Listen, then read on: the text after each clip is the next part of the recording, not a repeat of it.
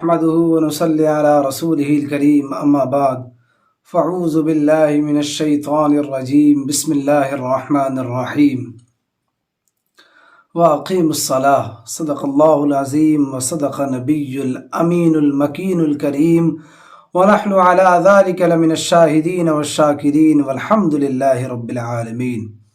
درود پاک پڑھیں، اللہم صلی علی سیدنا و شفیعنا و مولانا حبیبنا و بارک وسلم صلاۃ و سلاما علیک یا رسول اللہ صلی اللہ تعالی علیہ وسلم۔ محترم سامعین کرام، آج میری موضوع گفتگو جو ہے وہ نماز ہے۔ یہ اسلام میں ایک ایسی عبادت ہے جس کے بارے میں اللہ کے رسول کریم صلی اللہ علیہ وسلم نے فرمایا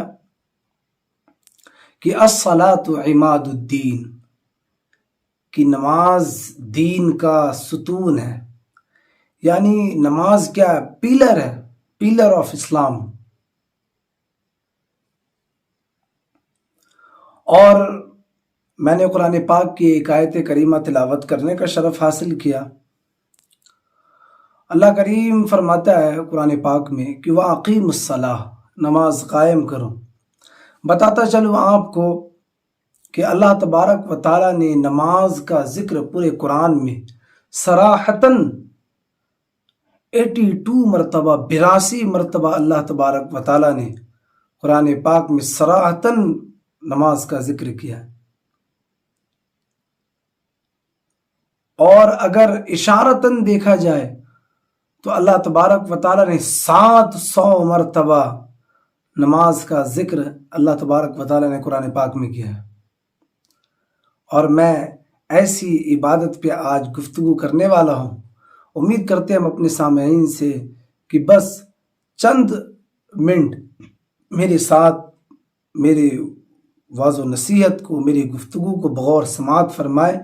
بہت کچھ آج اس موضوع سے، اس گفتگو سے سیکھنے ملے گا، اور امید کرتے ہیں اللہ تبارک و تعالیٰ سے کہ اللہ تبارک و تعالیٰ مجھے قرآن و حدیث کی روشنی میں آپ تک بات پہنچانے کی توفیق عطا فرمائے، اور ہم کو اور آپ کو مل کر اس پر عمل کرنے کی توفیق عطا فرمائے۔ اللہ پاک فرماتا ہے وَأَقِيمُوا الصَّلَاةَ، کہ نماز کو قائم کرو۔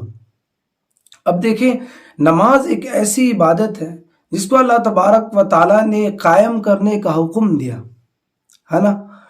تو اب دیکھیں، یہ ایک ایسی عبادت ہے نماز جس کو صرف اللہ تبارک و تعالیٰ نے قائم اور صرف پڑھنے کا حکم نہیں دیا، بلکہ اللہ تبارک و تعالیٰ نے اگر قائم کرنے کا حکم دیا تو ساتھ ہی ساتھ اللہ تبارک و تعالیٰ نے فرمایا کہ نماز قائم کرنا تو ہے، لیکن ساتھ میں اللہ پاک نے وقت کے بارے میں بھی اللہ تبارک و تعالیٰ نے حکم فرمایا۔ کیا فرمایا؟ ان الصلاۃ کانت علی المؤمنین کتابا موقوتا، کہ دیکھو نماز تو قائم کرنا ہی ہے، لیکن مومنوں پر نماز اس کے مقررہ وقتوں پر فرض ہے۔ ایسا نہیں ہے کہ ظہر کو عصر میں پڑھ لیا، عصر کو مغرب میں پڑھ لیا، مغرب کو عشاء میں پڑھ لیا، عشاء کو فجر میں پڑھ لیا، فجر کو ظہر میں پڑھ لیا، ایسا نہیں۔ اللہ پاک نے فرمایا کہ وَأَقِيمُوا الصَّلَاةَ، نماز قائم کرو اور ساتھ ہی ساتھ وقت پر قائم کرو۔ اور فرمایا کہ دیکھو اگر تم ایسا کرتے ہو تو پھر ہونے والا کیا ہے؟ ان الصلاۃ تنہی عن الفحشاء والمنکر، کہ بے شک نماز بے حیائی اور برے کاموں سے روک دیتی ہے۔ کہ اگر تم نماز پڑھتے ہو تو اللہ تبارک و تعالیٰ اس نماز کی برکت سے تمہیں بے حیائی اور برے کاموں سے بچا لے گا۔ لیکن نماز ایک ایسی عبادت ہے کہ اگر ہم پورے اہتمام کے ساتھ میں اگر نماز پڑھتے ہیں تب جا کر ہمیں اس کا یہ رزلٹ ہوگا کہ ہم برے اور بے حیائی کاموں سے رک جائیں گے۔ جیسے کہ اللہ کریم نے فرمایا قرآن پاک میں، کیا فرمایا اللہ پاک نے کہ قد افلح المؤمنون، کہ کامیاب ہو گئے وہ مومن، کامیاب ہو گئے وہ سارے مومن۔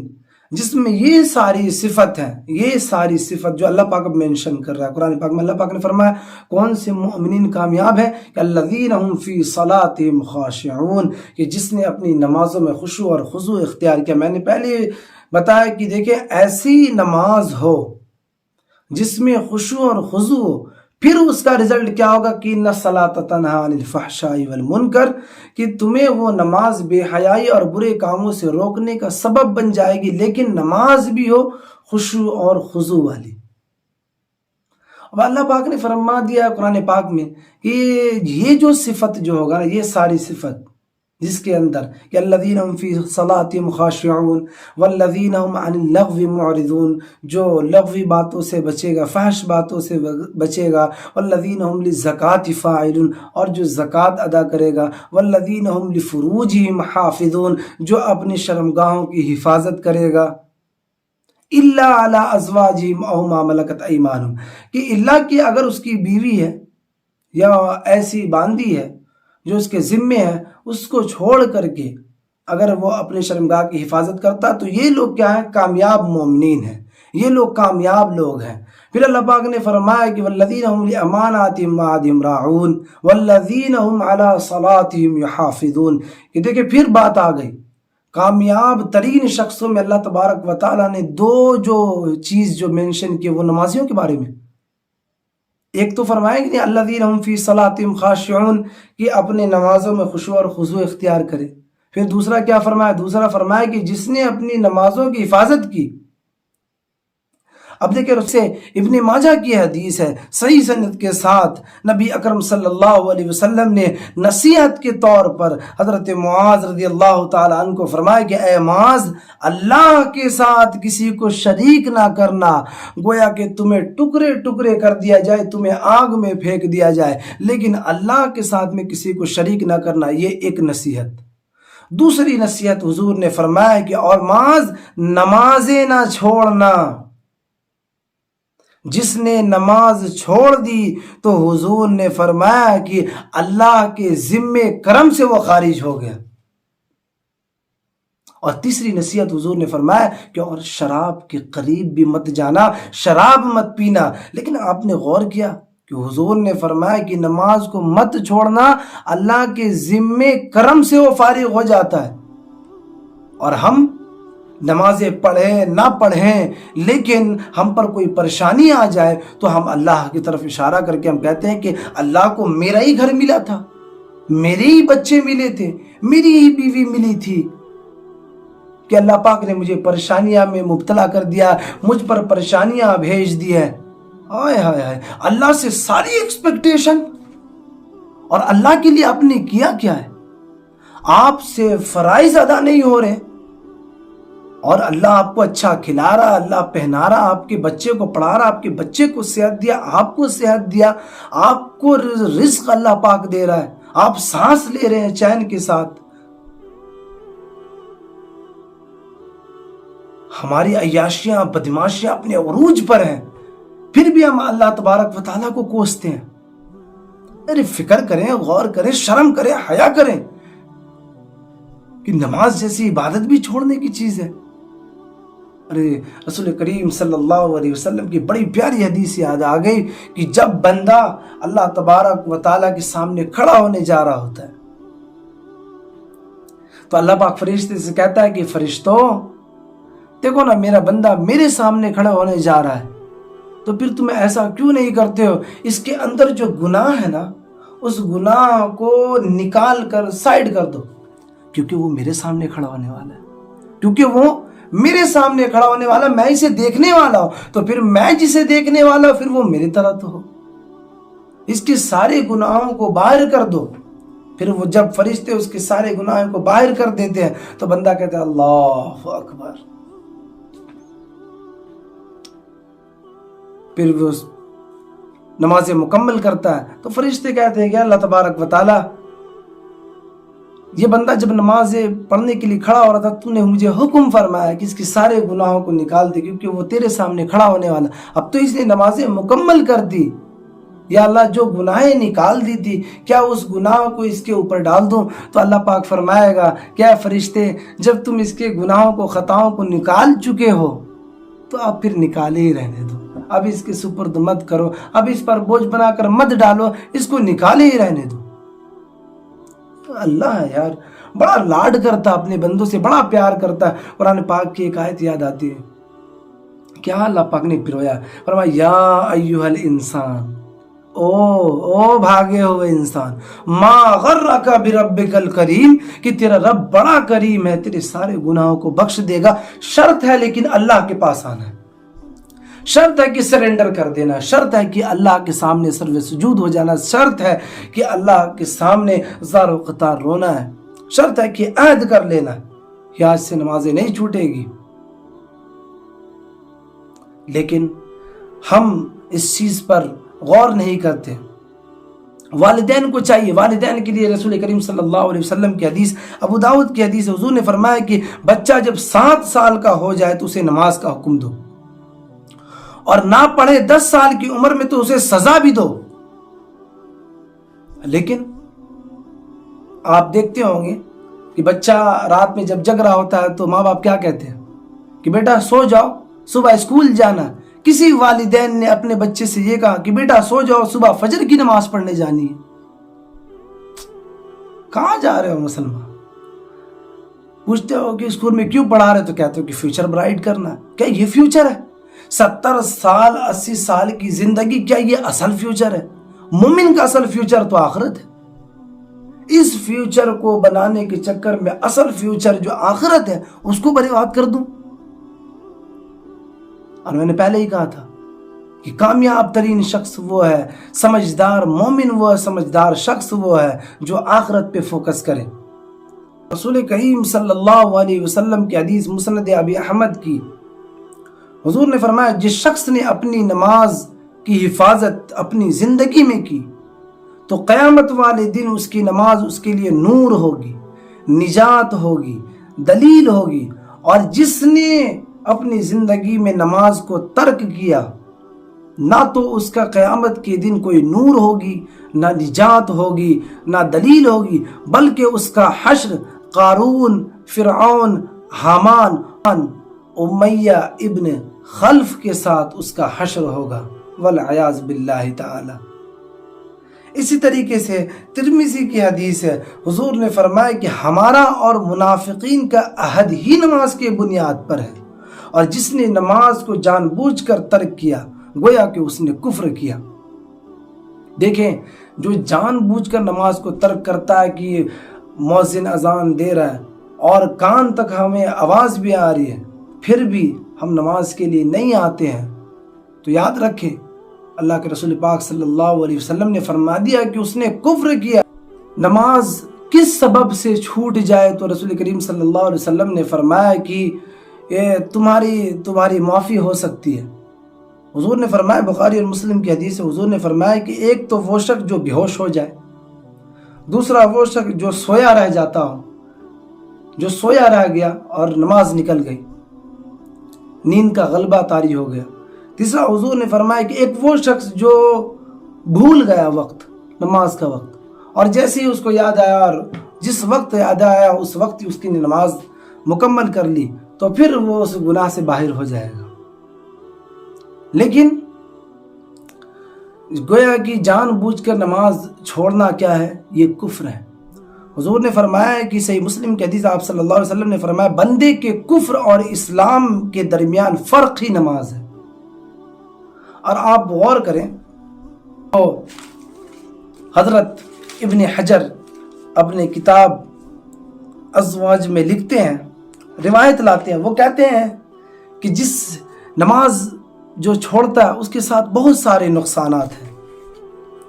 فرمایا پہلا کہ اس کے عمر سے برکت اٹھا لی جاتی ہے، اس کے عمر سے برکت اٹھا لی جاتی ہے۔ فرمایا دوسرا اس کے چہرے سے صالحین کی نور کو اٹھا لیا جاتا ہے، اتار لیا جاتا ہے۔ تیسرا وہ کوئی بھی عمل کرتا ہے اس کو کوئی ثواب نہیں ملتا۔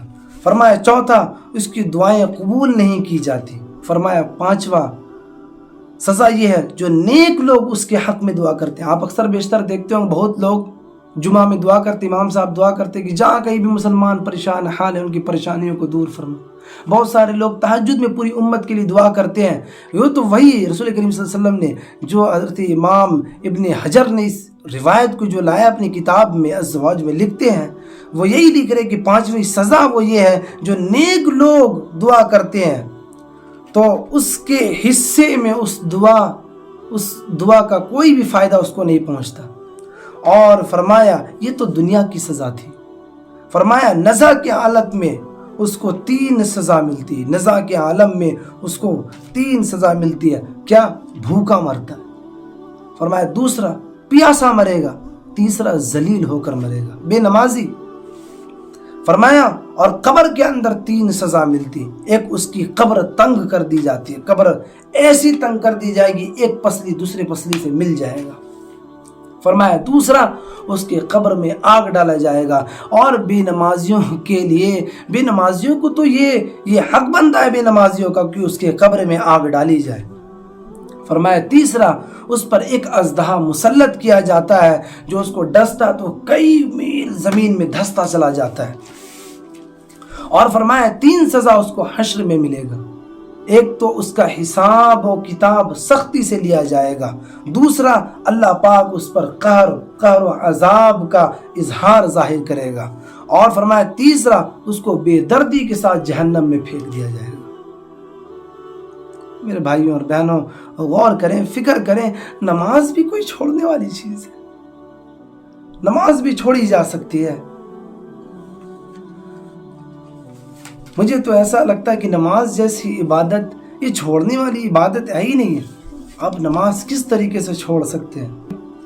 صحابہ کرام کا فتویٰ ترمذی میں عبداللہ بن شفیق تابعی کہتے ہیں کہ صحابہ رضی اللہ عنہم اجمعین تارک الصلاۃ کے علاوہ کسی کی تکفیر نہیں کرتے.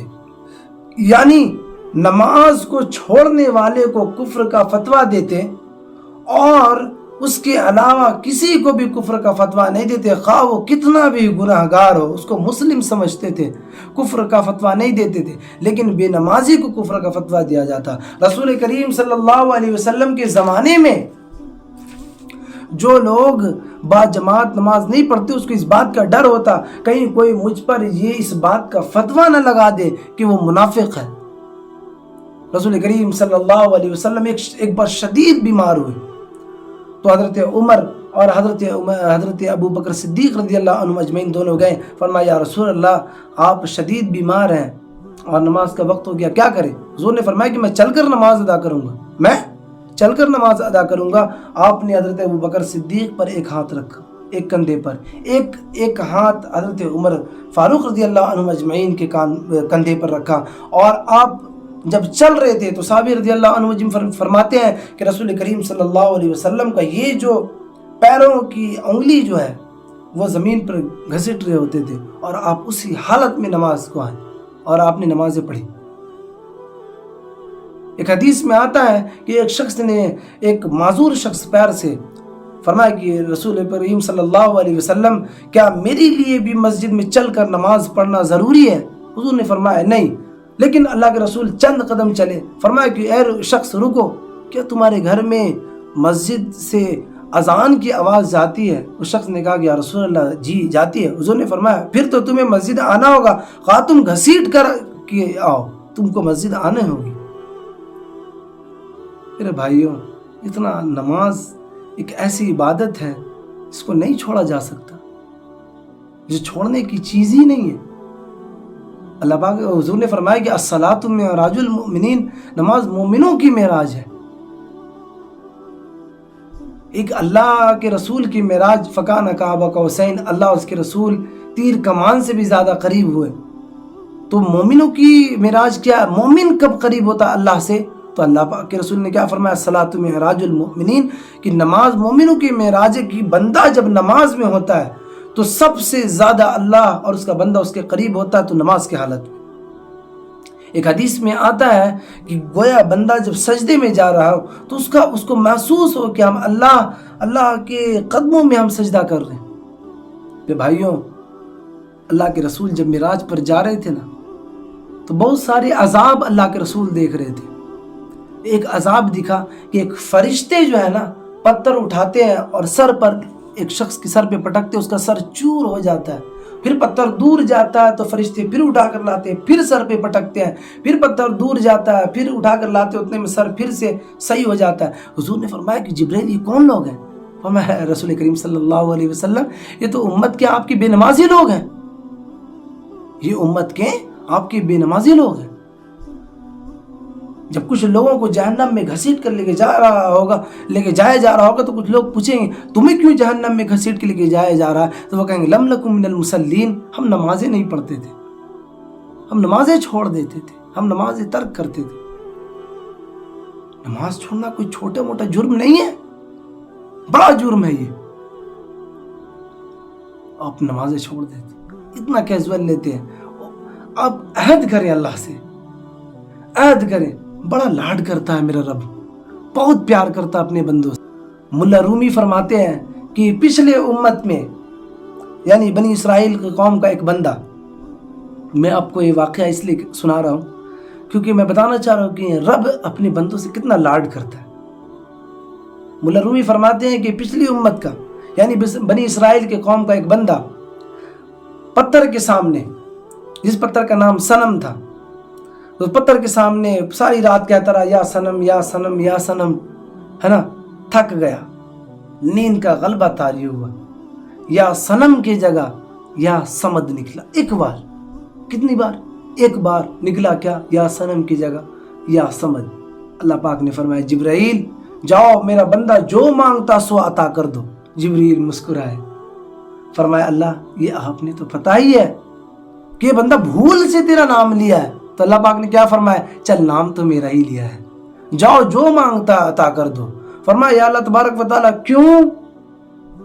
تو اللہ پاک نے فرمایا کہ ساری رات جھوٹے خدا کے سامنے کھڑا رہا، کچھ بھی حاصل نہیں ہوا. ایک مرتبہ سچے خدا کو پکارا ہے، اگر میں بھی نہ دوں تو بت میں اور سچے رب میں فرق کیا رہ جائے گا؟ جبرائیل جانا، جو مانگتا سو عطا کر دے. بڑا لاڈ کرتا ہے میرا رب اپنے بندوں سے. میرے بھائیوں غور کریں، فکر کریں. اللہ پاک آپ کے سارے گناہوں کو بخشنے پر قادر ہے. شرط یہ ہے کہ اللہ کے سامنے آ جائے، اللہ کے سامنے سر و سجود ہو جائے، اللہ کی گھر سے محبت رکھیں، مسجدوں سے شغف رکھیں، اپنے اماموں سے شغف رکھیں. امید کرتے ہیں اللہ تبارک و تعالیٰ سے کہ اللہ تبارک و تعالیٰ ہمیں کہنے سننے سے زیادہ عمل کی توفیق عطا فرمائے، اپنی مسجدوں سے شغف رکھنے کی توفیق عطا فرمائے، اپنی مسجدوں کو آباد کرنے والا ہمیں بنائے، اور نماز 5 گانا ادا کرنے کی توفیق عطا فرمائے. وآخر دعوانا ان الحمد للہ رب العالمین. السلام علیکم ورحمۃ اللہ وبرکاتہ.